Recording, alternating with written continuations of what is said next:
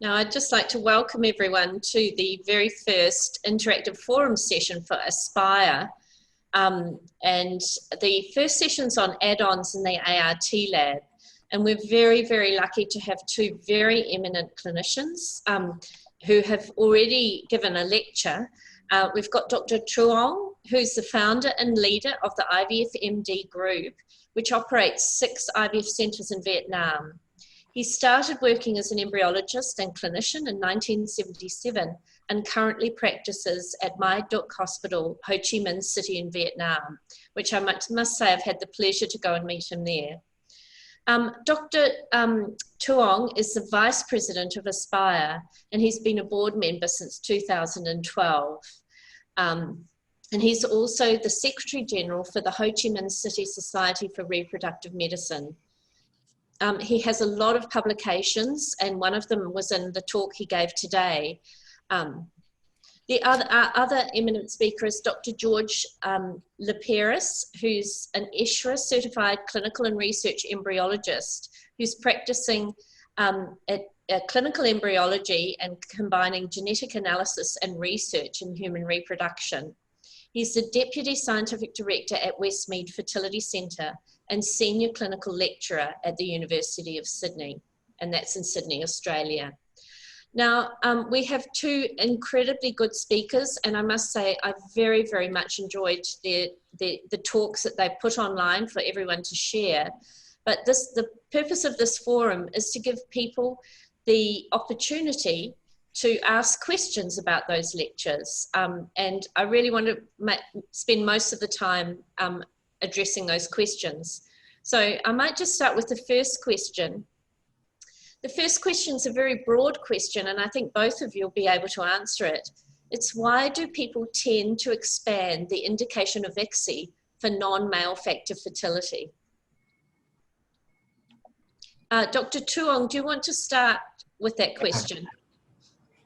This is a very interesting issues in nowadays IVF practice, because all of the data we have had so far go against ICSI for non-male factor infertility. But things happen in the world now, people do more and more ICSI for non-male factor infertility. And that means that we do not only have the scientific factor here, but many I think social factor, including financial, economic, and patient preference, doctor preference. And I think that is the when I consult our patient and I ask our clinicians and embryologists, I think the most important issue is that they don't want to have total fertilized failure. And this is kind of unknown risk, and how big it is, how it can affect. But all people involved in this story have been afraid of total fertilization failure. And when we have one case of total fertilization failure, the whole team and the patient itself, when they heard some other case, they tend to ask to the main for doing ICSI. I think it is the main factor, including other factors. For us, in some trial, for some trial, we want to control the factor affect the fertilization rate. Sometimes we have to use ICSI as a standard treatment to control some factor that can affect the study. So these are some of the factors. I think this is the important for us. And there are some retrospective analysis, not very strong data, but prove that ICSI can improve pregnancy rate. And some patients, they read up in the internet and they believe that, and they ask if they can do it or not, even if it's more expensive. I think this is what happened in the world now to make ICSI, the indication for ICSI is extended very unscientifically. Dr. Tuong, one of the interesting parts of your randomized controlled trial was that some of the de facto markers of live birth, like increased fertilization rate per egg and reduced abnormal fertilization and no embryo transfers, were a little bit better in the ICSI group. And you suggested there might be another group that we're not able to detect that may benefit from ICSI. Do you want to comment a little bit on that, even though the live birth rate wasn't changed? Yeah. We look at the clinical pregnancy rate, ongoing pregnancy rate, and live birth rate. Between the two study groups, they were not significantly different, but there is an absolute different rate is about more than 3%. And I think there is a difference there, but it's not large enough for us to find out with this sample size. So because if the difference is about 3 or less than 5%, maybe we need the sample size of thousands, and it's very unfeasible. But there might be or might not a difference on the efficacies of ICSI and IVF, and I think it also depends on how experienced the team have with ICSI and IVF. That can affect the result.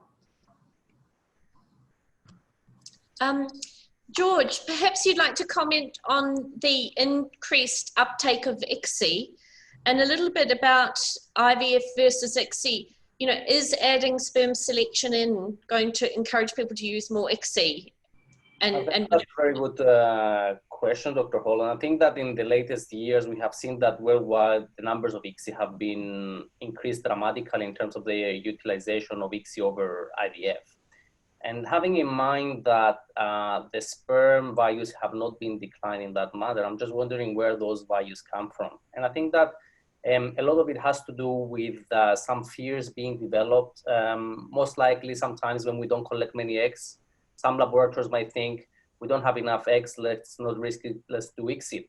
Sometimes when there is advanced maternal age, once again, there's advanced maternal age, let's not risk it, let's do ICSI. And the financial cost sometimes can be a burden because they might, as Dr. Tuong said, that might be the fear of failed fertilization, and then the cost, not only the cost of the financial, also the emotional cost and the burden for the couples that go through treatment. However, we do see in our data as well that we use ICSI only for male indications, that we see that the failed fertilization rate is not more with IVF in comparison with ICSI. We actually have more fertilization failure with ICSI, and that goes not only for the less than 3 oocytes collected, but also for all other indications, like for advanced maternal age and for when we don't collect many eggs. So I wouldn't say that there is so much need to do ICSI in opposed to doing IVF. And there's a number of studies that have shown that there's no benefits of ICSI over conventional IVF in routine non-male infertility cases. I think it also has to do with the methods of sperm preparation and sperm selection, the training of embryologists, and doing the IVF correctly. Some of the data, there's always been some concern that ICSI may be damaging to sperm, the two eggs, sorry, and that it may have a detrimental effect on the egg. Would you like to comment on that and maybe comment on some of the newer methodologies like Piazzo and whether you think that would have any impact on the outcomes with the ICSI? Yeah. The ICSI itself, we know that when it comes to male factor infertility, there is transmission of pleiotropic genes, and those are responsible for the oligo and acidozoospermic cases that we see that can cause somatic abnormalities in the offspring. So that's for sure, that is due to the sperm factor. However, there's a lot of other factors that derive directly from ICSI, like the in vitro versus the in vivo selective mechanisms for sperm, that we bypass that by selecting the sperm. Then it's also the physical damaging occurring during the ICSI, and that's where absolutely the use of piezo might actually offer some benefits in terms of reducing that physical damage. And there's some effects being shown, especially in advanced maternal age, that might actually be beneficial. And also there's other evidence that are point mutations resulting from the physical and the chemical stressors during the in vitro process of ICSI. So therefore, there's a lot of things that we bypass in terms of when we just jump on and do the ICSI instead of following the nature's way. Dr. Tuong, would you like to comment on that as well? What do you think about the physical effect of ICSI on the egg and maybe other technologies like piezo? I think the we always have a risk of bypass the natural selection by ICSI. But we know that risk is always there. So far, we have not any proven risk relating to that we are afraid, and I think we have to find out that. But so far, I think that when we do ICSI, regarding to the invasiveness of the technique, when we do ICSI, we can accidentally kill some eggs. What that happened, and we always have that kind of risk. But we also found that when we do IVF, we have another risk of abnormal fertilization. For more sperm, I think the two risk balance between the two techniques. That means you lose some eggs with ICSI by accidentally kill it by the technique itself, and we also spoil some eggs with the abnormal fertilization with IVF. That is why at the end of the day, in our study, we have the similar number of the same risk rate of fertilization rate and the similar number of embryos between the two groups. I think it's balanced in that way, but we still have the unproven risk of bypass the selection of natural of nature for sperm. And in terms of the risks with both IVF and ICSI, how much of a factor is the experience of the embryologist when they do either technique? Is one more forgiving than the other, or is, where does training come into that process? And maybe Dr. Tuong, do you want to start, and George could comment after? I think the skill, how we can control the technique. In ICSI, the injection skill is the most important thing. How you control to do good injection for all eggs that we have. And in IVF, the problem is how you manage your culture system to have the best condition for natural fertilization. So if you control your culture system good enough, your sperm processing, and your egg processing, your culture system, consumable media, environment, etc. It depends on the fertilization rate, and the quality of embryo depends a lot on the culture system. This is the system itself. And for the ICSI, it depends more on the one who do the injection. I think to my experience, I think this is the most important factor on experience when we're dealing with different insemination techniques. George, would you like to comment on that? I agree completely with Dr. Tuong. IVF is a process-driven procedure, and ICSI is an experience-driven procedure. So if you're doing IVF, if you have your processes in place and you have validated your system and your methodology, then the role of the embryologist is basically to just follow that process. When it comes to ICSI, it's a hands-on. Training is much needed, especially with the morphological selection of sperm. And that's where a lot of the studies that are using ICSI result in different results, and there's a lot of different outcomes just because of that level of training between different embryologists. Could labs who do a lot of ICSI or a lot of IVF end up being de-skilled in the opposite technique? And how do you maintain the skill sets for both methods within your training programs? George, maybe you want to answer that first.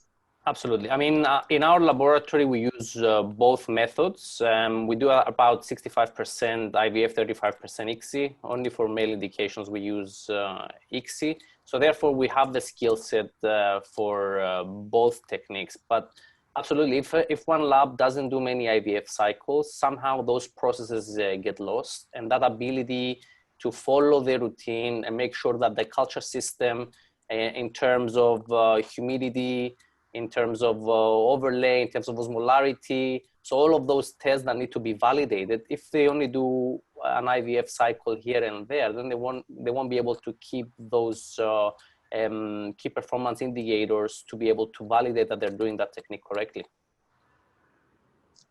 Is that your experience, Dr. Tuong? Yeah, we actually in Vietnam, we follow the trend. We do more ICSI. And because we think that it is against the scientific evidence we have, that is why we decided to do the trial. And according to what we have now, we think the data prove that the efficacy is almost the same between the two techniques. So based on that, I recommend that if the center, they are more confident of doing ICSI, they can keep doing that, because if they're doing very good ICSI program and they are not familiar with IVF, if they have forced to do IVF, they will have problem if the culture system is not controlled well. And if some small center, they are already happy with IVF, so and they're not then do not have good technician or embryologist to do ICSI well, maybe they don't have to do more ICSI cycles for the non-male infertility. And for us, when the big center, we have different kind of KPI for the technique, like degeneration rate, embryo rate, plastulation rate, and we control it. We report it every day and every month. And if there we have some problem, we look it back and we control it.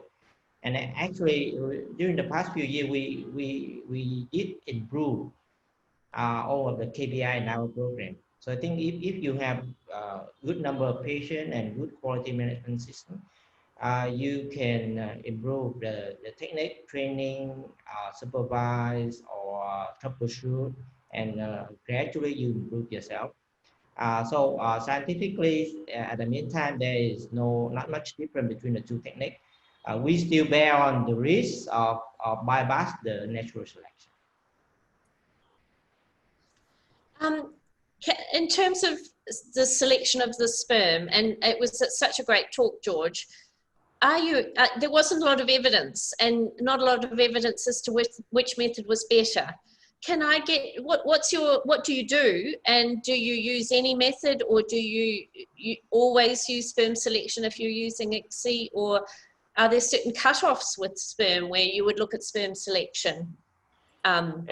Just to get that question correct, is that for IVF, for ICSI, or for generalized? I was thinking more for ICSI, so single sperm selection, but you know, feel free to comment.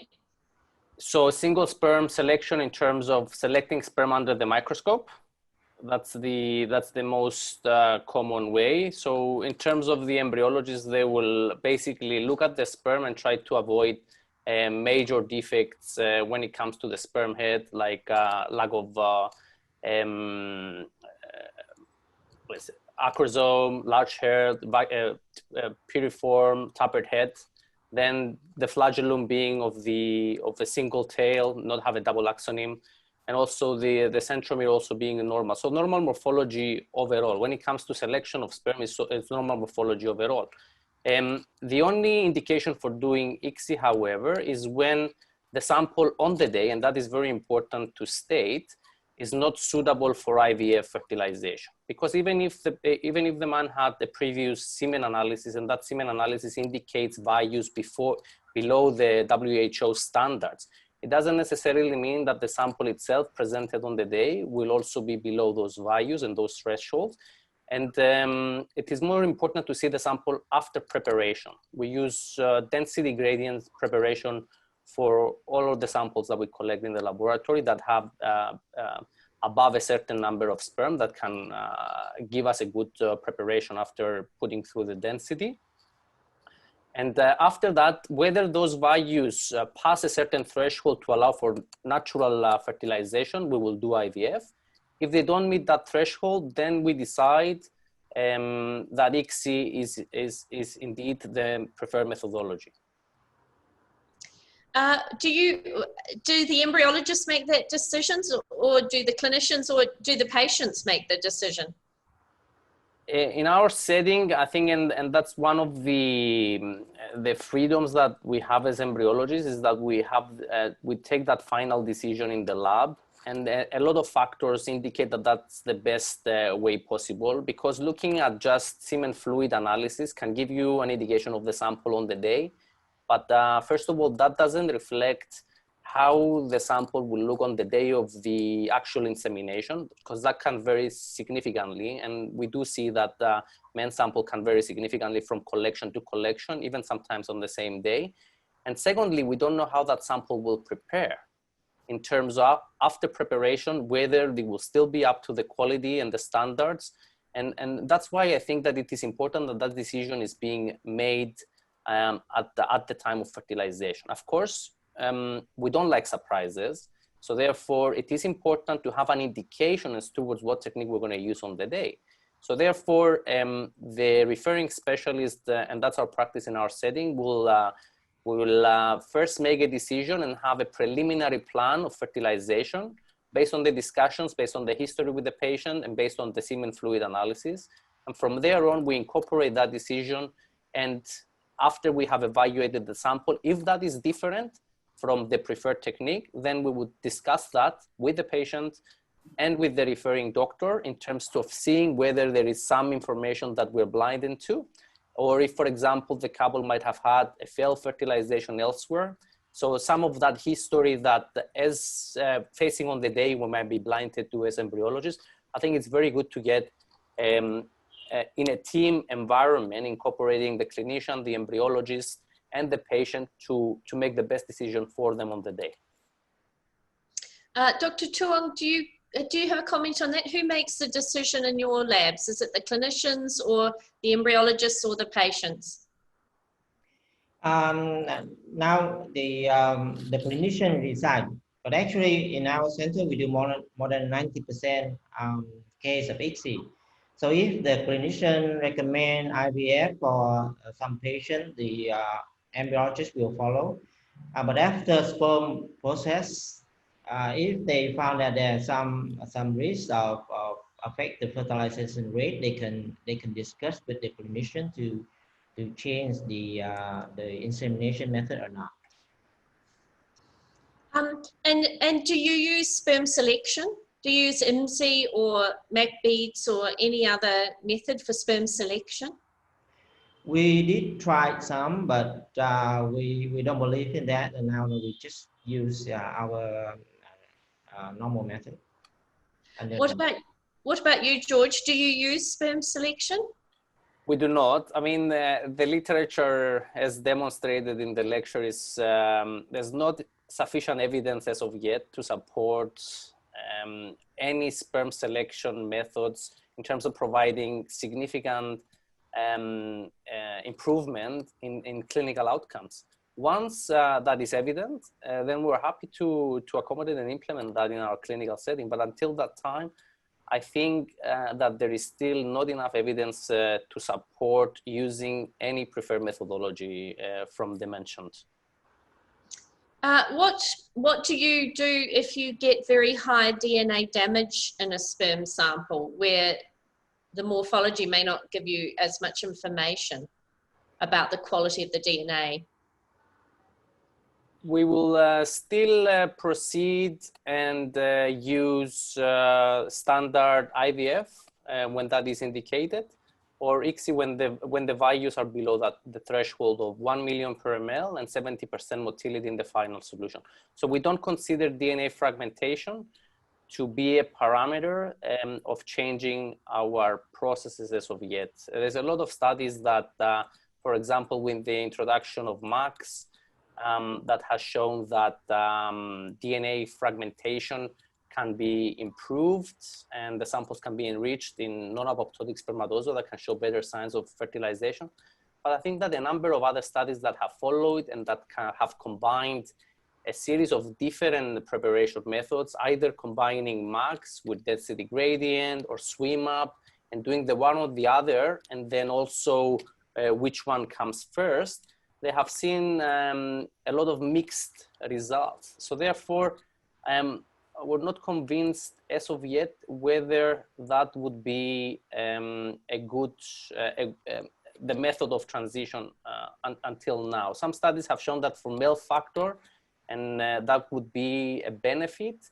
However, the Cochrane review, and that's the one I've used, I didn't use all these other papers in my lecture just because there's a number of different publications and all those results are mixed. But when we join those randomized control trials and we compare them, there's not enough evidence as of yet to support using methods of eliminating DNA fragmentation as of yet. Dr. Tuong, do you want to comment on that? Well, how do you deal with samples where DNA damage is a big problem? Yeah, we don't have strong evidence to support that DNA fragmentation can affect the result. And actually, we did have an observation trial on that, and we found no correlation between DNA fragmentation even before process and after process to the result of ICSI. But here, because we do more ICSI, we usually ask the husband to have frequent ejaculation before they collect the sample for treatment, because there are evidence so that if they have frequent ejaculation can reduce the DNA fragmentation of the sample. Okay. Let me just come back to some of the other questions that people have asked here. So one of the questions is, what is the risk of doing ICSI for everyone? So that means what would, you know, are the benefits, it's sort of a little bit of what are the benefits of the IVF process over ICSI. So both of you come from labs that do quite different things. Would ICSI for all be something that you could consider?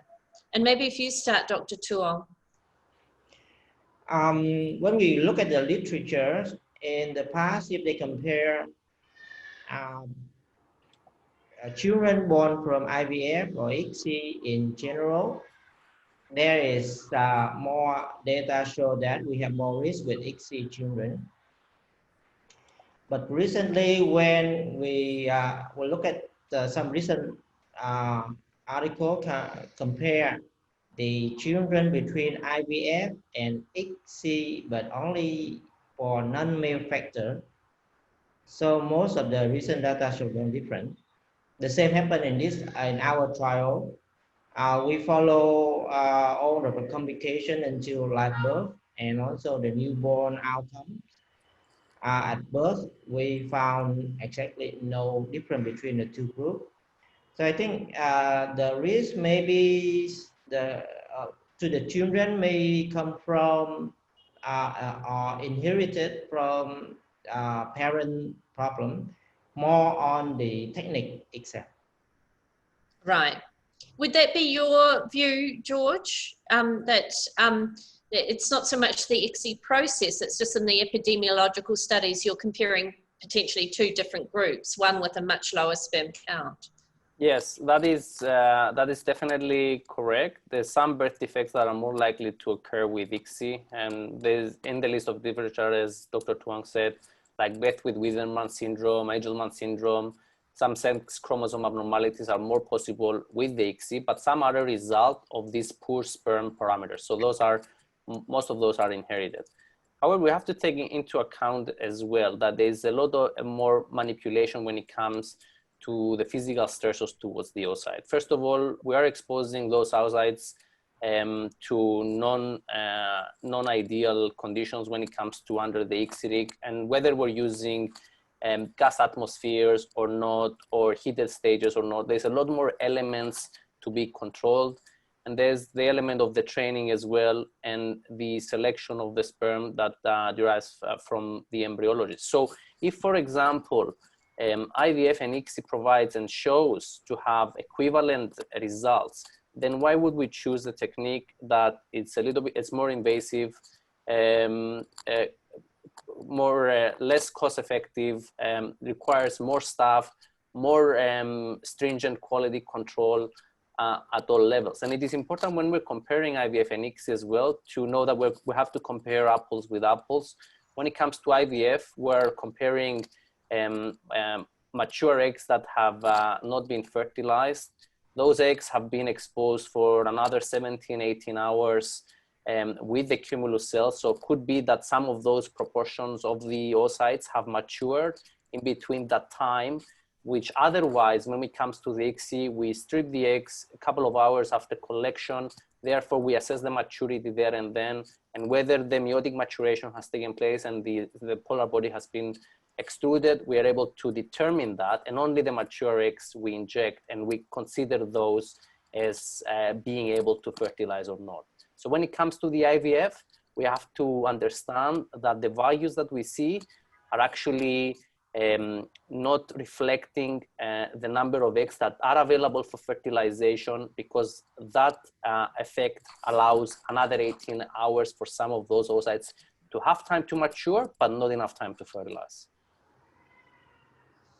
Now we have a question, and it says, what do you do when there's complete lack of motility, but normal other parameters? How do you manage samples like that? And are there specialized tests you do to either select the sperm or to ensure they're viable? Maybe if you start with that question, George. So the first question to ask is whether that is a result of absolute acenozoospermia. So the role of the clinician in terms of the investigations becomes very important to assess whether that could be an effect of, let's say, blockage, of let's say, retrospective ejaculation. But let's say, for the sake of it, there is sperm. However, that sperm is absolutely not moving. Did you say not sperm or not moving sperm? Not moving, not moving. So not normal moving. Count, but normal not count. Moving. Yeah. So we have to first request for a second collection sample. That's usually our first approach, because most of the times, some of the times, it could be that the patient has used their spermicidal condom, has watered the sample. So there could be a collection issue. So it's important to verify with the patient whether the process of collection has been done correctly, and ask for a second sample, just to verify that indeed that persists to be immotile. Then there is a few ways to select sperm. It's important to select the sperm that are not necrozoospermic. So basically do not move, but are vital. There are a few different techniques. The technique we use here in our center for selection is the hyposmolarity test. So we therefore use that test in order to see whether the sperm tail swells, and that indicates that the sperm membrane is still intact, and that's the sperm that we would use downstream for injection. Now, if none of the sperm moves in the ejaculate, I think then the next step is to request for a testicular sample, either by aspiration or extraction, and follow the same process of either trying to identify motile sperm from that sample, or again, use tests to verify that the sperm is actually necrozoospermic or it is vital. Dr. Tuong, do you have any comment on that? Yeah, we do almost the same thing, and we can also do artificial intubation of the activation of the egg using the calcium Ionophore. Yeah, ionophore. So perhaps you want to tell us a little bit more about the calcium ionophores and that oocyte activation, and when would you use those methods? And is it more for a sperm issue or an egg issue that you would look to use those issues? And maybe Dr. Tuong could start, and we'll ask George to comment as well. Because we do more AC, we try to apply it when in previous cycles, the fertilization rate is less than 25%. So the next cycle, we use also activation with calcium ionophore. Maybe with the very severe OAT with very abnormal sperm or not moving sperm. So in some specific case, the we can combine with also activation after we do ICSI. George, would you like to comment? I think I agree mostly with Dr. Tuong.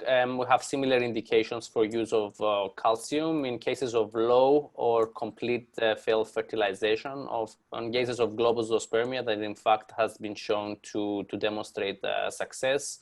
Also when we have in vitro matured oocytes, when, for example, Cartagener's syndrome, where there's a failure of establishing motility, viability, sorry, by the host test. And it is important to know that calcium ionophore is widely used. So there's a few different methods of oocyte activation, and majority of the laboratories, us included, use calcium. It's important to know that there's no many safety studies when it comes to the use of calcium. I think there's only 2-3 safety studies out there. And even though they don't show any difference in terms of the effects of using calcium or not in ICSI cases in terms of gestational weight, length, days in neonatal intensive care unit, they don't show any differences. It is important to know that animal studies do show some altered gene expression and later embryonic developmental errors. So therefore, I think it's safe to use, but not overuse it. So therefore, use it only when there is a real indication that it can improve outcomes. And that's determined really by previous fertilization? Mostly previous failed fertilization or observations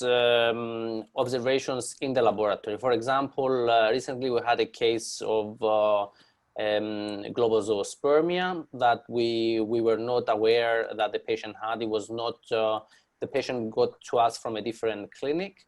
And when we assessed the sperm on the day, we saw that it was 100% globosospermia. So therefore, we had to use calcium just to try and see whether we could get some fertilization on that couple. So sometimes it could be that patients might present with might be complete teratospermia or globosospermia. So in those indications, we might use it.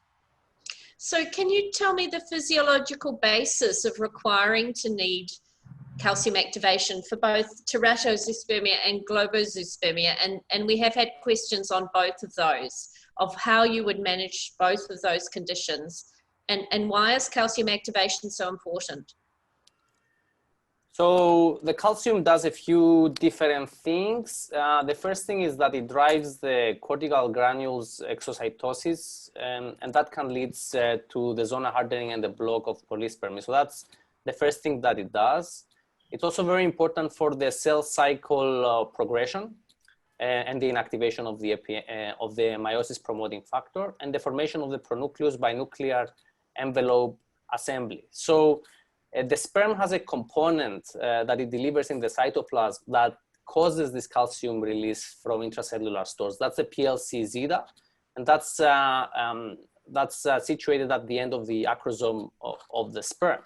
So if therefore the sperm does not possess acrosome, therefore that's an indication of the use to initiate that calcium transient that can help to initiate the process of meiotic maturation and hopefully activate the oocyte and get us fertilization. So apart from calcium activation, are there any other specific techniques you would consider for either globosospermia or teratospermia, absolute teratospermia? There's few different techniques. It's the electrical activation other than the chemical. Of course, other than in the chemical itself, there's other components. It's not just the ionophores. There is other not well known as well, like the strontium chloride or the use of PLC-zeta. However, there are not as many safety studies, even though the PLC-zeta in general might appear as more physiological. There's not as many studies yet.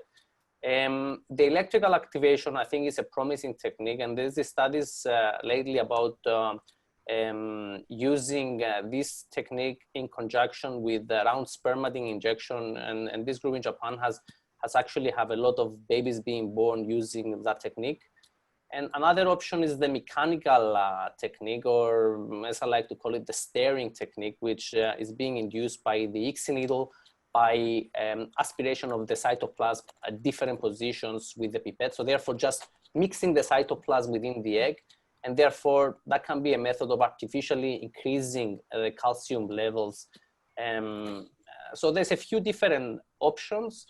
However, the safety studies are mostly done on chemical and the use of ionophores. So I think that it could be that in the future, techniques that show a series of calcium spikes, so an oscillation of calcium. So it's not just a single calcium outtake, like the electroporation can induce that. So be a little bit more physiological in terms of having more calcium transients. So it just remains to be seen whether safety also proves to be good using that method. Thank you, that's really interesting. Dr. Tuong, do you want to comment on that, or have you used any of those methods? No, I have no comment. We only use the cancer immunocore activation. Fantastic. Okay, I'm just going to, I'd just like to ask the participants, if you have questions that you would like to ask, please feel free to put them down as a Q&A, and that would be really helpful, and we can just get through to them. Now, can I just ask if either of you have had any experience of using max speeds, either in research trials or in your labs? We have a question about max speeds, and maybe if you comment on what the literature says, or your own experience if you have any. I have no experience.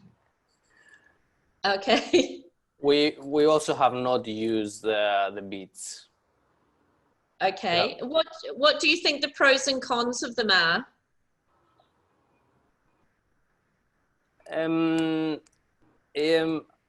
I wouldn't be able to know whether there would be a positive effect in terms of reducing apoptotic spermatozoa. So that's the first thing, like reducing the DNA fragmentation. So that's their main, I think, aim is to reduce DNA fragmentation. But whether that actually translates to clinical outcomes. So when you're introducing a technique, it's all about the benefits out of it, because you're investing time, cost into a technique that is developing, and there's not enough evidence to support whether practically it can increase the clinical output.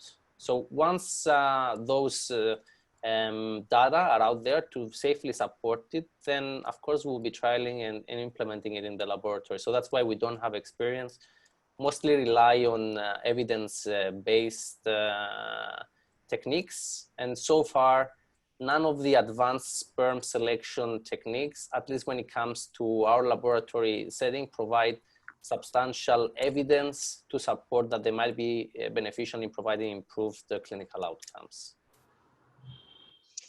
How costly are those techniques to introduce? Is there a cost factor in deciding to use them or not, or is it purely evidence-based, isn't there? I think evidence-based is the most important one. If there is a technique that would show promising results in terms of improving blastulation and clinical pregnancy, I don't think there will be many laboratories that wouldn't use those techniques. A lot of the laboratories are already using some of these techniques that we can see that there is no evidence to strongly support their use as of yet. So I think that in terms of the next, what's next that we can try, absolutely. People in laboratories are eager to use new techniques to show improved outcomes. There is a cost element involved. I think that combination of using those tests is usually with one of the other preparation techniques. So usually some of these, some studies have shown improved outcomes when using, for example, MAX in combination with density grading or swim up. So therefore you're introducing an additional step within the preparation. So that's not just the consumable, but the time, the processes, everything that that gets added on. And Dr. Tuong, would you like to comment on the cost of sperm selection techniques a little bit, and where do you draw the line? And cost is a big issue with us. Usually when we try something new, we decided to study on it. The cost will be one of the important factor for us to decide if we could do it or not, because the cost for IVF treatment in Vietnam is low, and we want to keep it as low as more affordable for our patient. They have to pay on your pocket.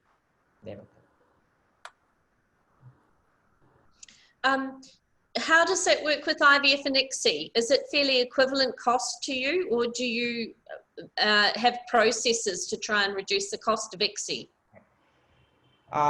We try to reduce the cost for ICSI for our patient. Now the difference between cost for IVF and ICSI in our program is just a little bit more than $400 for hospital fee.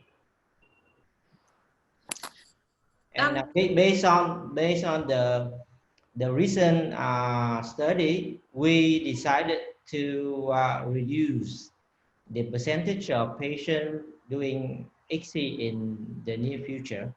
So in the near future, we change our program because we have data based on our patient that ICSI we do not much more than IVF for non-male infertility.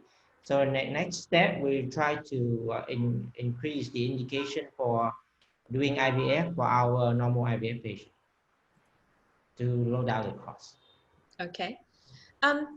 What sort of things, obviously getting better sperm samples is going to help you. Are there things that we should be telling our patients or getting our clinicians to advise on that would help you a lot? What sort of factors do you think within lifestyle factors or vitamin supplementation, or are there factors that we really can help you with in terms of just getting a better sample at the beginning? Do either of you have any comments on that? Maybe if we start with you, George.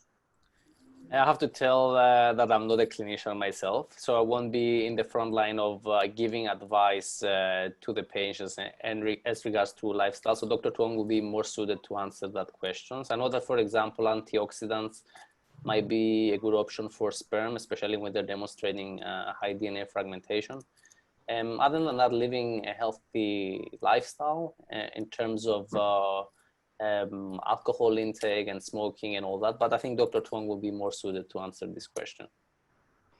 So what we're doing now, we consult patients to help to change lifestyle, improve their lifestyle. Most of our patients now, they take antioxidants, cheap or expensive, depends on their affordability. And we also ask them to have frequent ejaculation before they go to collect sample for treatment, because we all know that frequent ejaculation can improve, and it is a very simple technique to improve the quality of the sperm sample. Dr. Tuong, often women have a lot of investigations, but less for men. You know, do we need to be checking diabetes and checking sort of medical conditions a little bit more? What's your view on that? Yeah, now we recently start a program for women with PCOS anovulatory cycles, and we found that actually the risk of pre-diabetic and diabetic is quite high in our population. I think we should do. And we started with the high risk population first, and after that we can expand to other group of patients based on our data. So I think that we did a good start, and we found out the risk of pre-diabetic and diabetic in our infertile patient is quite high. It's about more than 30%. What about in your male population? We have not done that with our male partners. Yeah, I must say I look at it in men now too, and I find certainly day 3 to day 5 seems to improve a lot if a male partner is pre-diabetic or diabetic. But there's no data, I can't find very much published on, certainly other than there's BMI data, but not so much on sugars and pre-diabetes, which is quite interesting. What about in the lab? What about antioxidants in your media preparation for sperm? Do you find differences? And are there differences in terms of media that you would use with IVF but doesn't work very well with ICSI or vice versa? Maybe if you start with that one, George. We don't use the different media. We have a validated system for our media provider, and we know that a lot of the media companies and providers have invested a lot in their R&D in terms of developing the best cocktail possible to facilitate fertilization when it comes to the fertilization media. So therefore, we don't add any additives, any extra additives and supplements additional to what we get from the manufacturers. We just comply with the manufacturer's specifications and protocols and just use it as an application to prepare the samples. Dr. Tuong, do you want to comment on that? No, I have no comment on that. Okay. We have a couple of questions that have been live. One of them is, if you find a lot of white blood cells in the sperm sample, what's your recommendation? So maybe if we start with you, Dr. Tuong. We will do the normal sperm preparation and to see what happened with the final sperm products and decide. But actually recently we do mostly ICSI, so it is not a problem to choose for us. But in some cases we decided to do IVF, we still can do IVF if the quality of the sperm after process is good enough. George, would you like to comment on that? We also do the preparation as normal, and if the sample prepares and the end result again shows that the sperm sample is suitable for IVF in terms of having at least 1 million sperm per ml with over 70% motility, then we will follow downstream application and do IVF. Or if it doesn't, we will do ICSI. We don't amend that protocol if we have more white blood cells. Would you culture those samples and recommend antibiotics? George? We do not. No, we do not. We don't see a relation of those samples. And I have to tell you, Dr. Hall, that we don't do a white blood cell count as a routine test of our semen analysis. We think that the samples, just the 3 parameters are enough to give us a good diagnosis in terms of the method of fertilization. And that consists of motility, concentration, morphology, and volume, of course, in order to give the sample and what defines and as the sperm population. Is that the same for you, Dr. Tuong?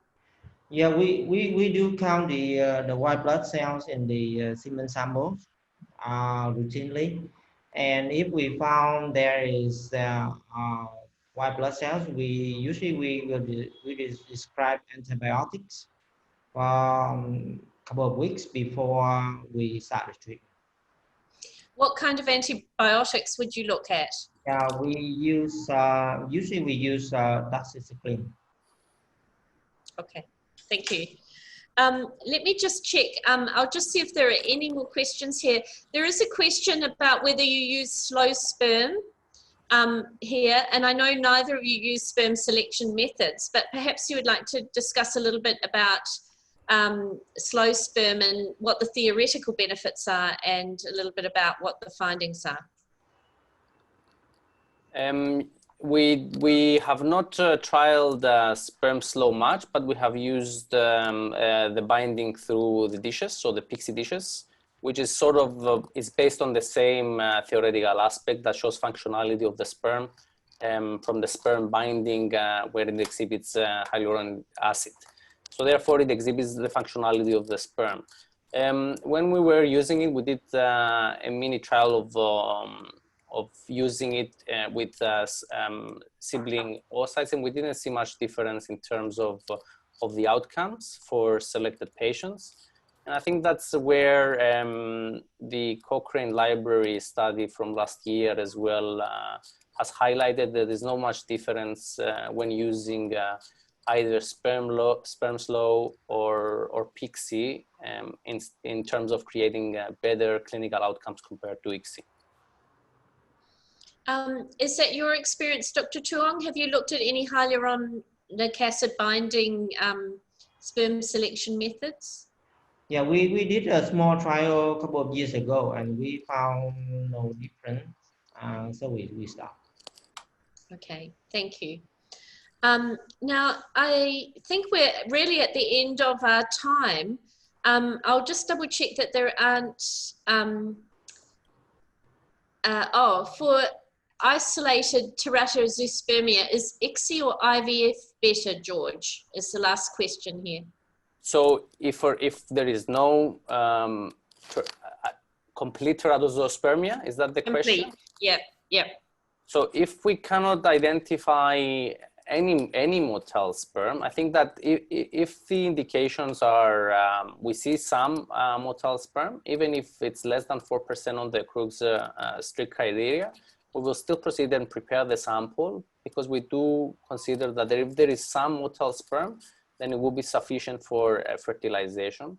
If, however, we don't see any normal sperm, absolutely, then the process would be to use ICSI. And there is a nice, interesting study actually that has compared absolute teratozospermia, so 0% sperm, and more than 1% of normal sperm, and has showed no differences in terms of fertilization by using ICSI.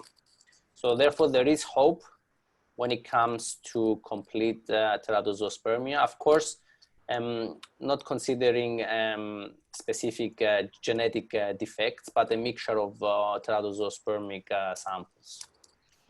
Just to clarify that, that's not in comparison to IVF. It's just if you are able to fertilize with ICSI, the outcomes are similar. Is that what you were saying? Yeah. So yes, it's that's good the study. prognosis. Yeah, it's a good prognosis when you use ICSI. Yes. Yeah. Okay. Look, it's been a fantastic hour. I'm sure all of us have learned a lot, and just the depth of your knowledge and experience, I think, has really been highlighted on this forum today. And we've had at least 70 people here today, some coming and going, I suspect, but I really think people will have a very good understanding of where the IVF, ICSI, sperm selection, oocyte activation. We've really covered a huge and broad area of IVF, and I really appreciate your comments and your answers.